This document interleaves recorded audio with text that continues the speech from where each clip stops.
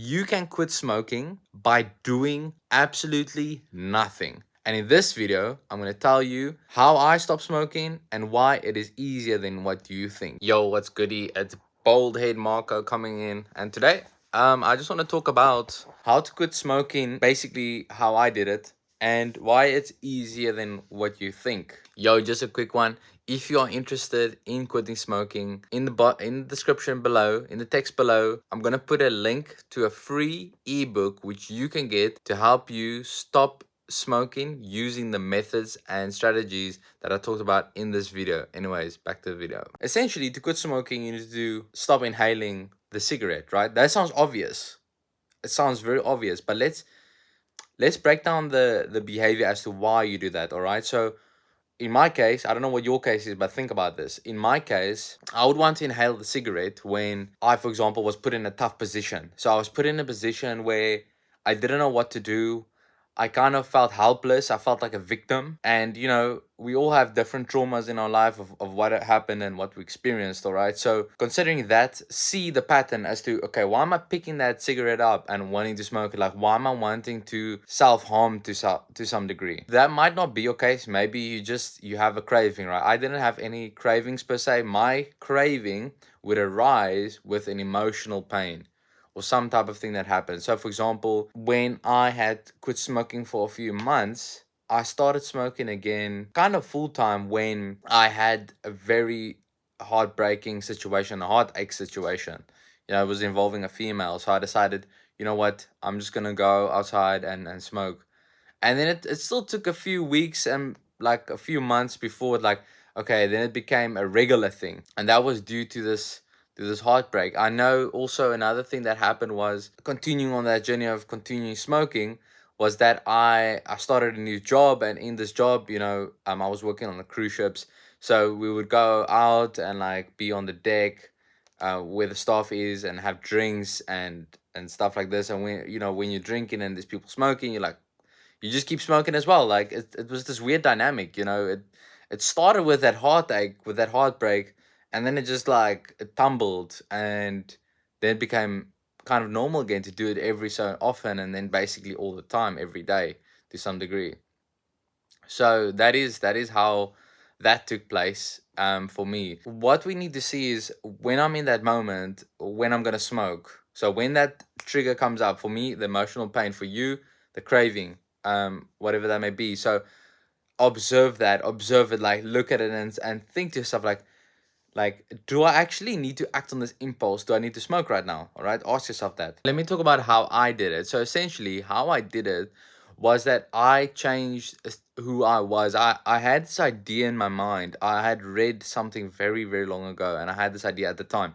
I had this idea that people that are bilingual have split personalities, basically, all right, to some degree.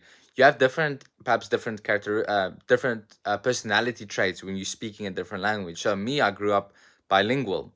So I realized, what if I learned a different language? I learned Spanish. And then with that comes the fact that, well, when Marco is speaking Spanish, he doesn't smoke. All right. Essentially, that's what I thought. So I tried that for a while, and it didn't really work. But the main concept and the main foundation, which years later I came to piece together, was that identity is the big thing. You are identifying as a smoker. I was identifying as a smoker. I was identifying as someone that smoked. And I realized, why can I turn this off? Why can I turn off this part of myself for like a week or 2 weeks where I'm not smoking? Even when I was, per se, buying cigarettes and smoking, there would be 1 week, 2 weeks, sometimes 3 weeks, sometimes a month where I wouldn't smoke. Or even when I did smoke, I would smoke like 1 or 2 cigarettes a day and often skip a few days.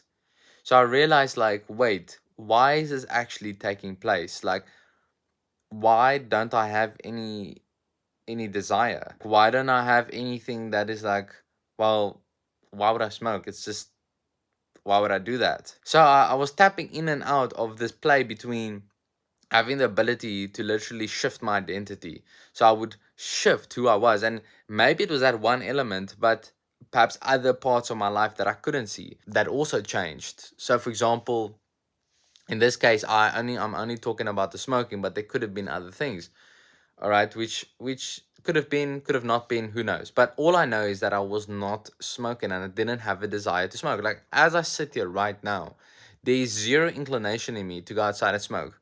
But if I was on vacation right now and I was having a few drinks, and not even a few drinks, just like one drink, or I was with my cousin, or something, or I was on holiday, I was on the beach, I would be smoking. Like, I would buy a pack of cigarettes, or buy one if so, and I would smoke.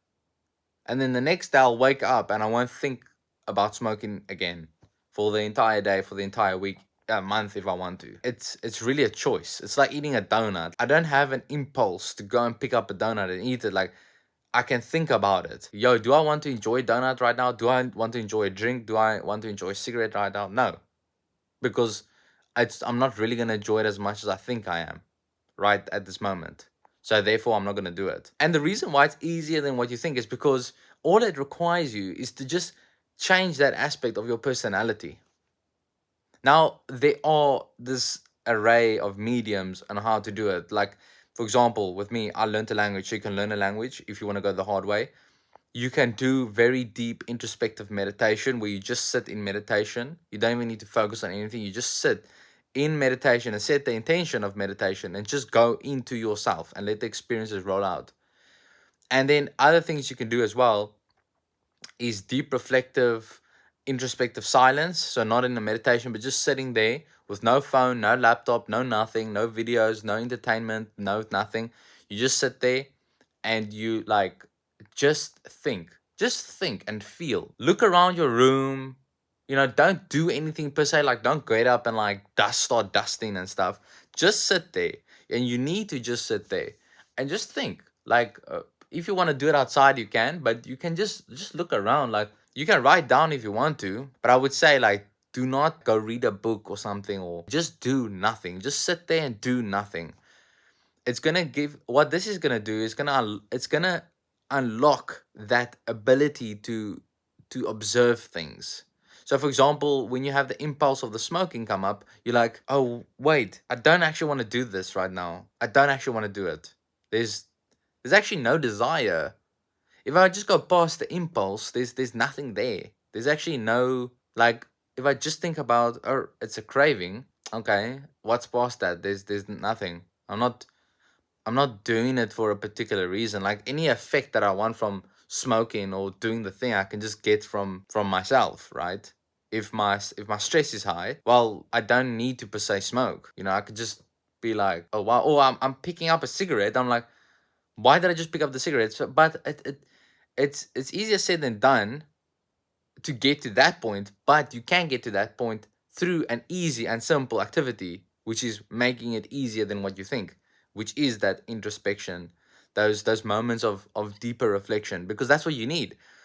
You need to be able to just sit there and reflect on the decision you are about to make. You need to get past the point of just acting on impulse, just acting on the trigger. So the trigger happens and it's just like, boom, right trigger, right, drinking, smoking, whatever you want to do. It's not about being perfect per se. Like, you need to truly and honestly, like, I know people say like, oh, you should go slowly and stuff like this, but you should do that. You should do that. It's probably for a lot of people under substances and using stuff and dependent on stuff, is better to just, wind down. Me, I could do it cold turkey because I had a major identity shift. You can achieve that.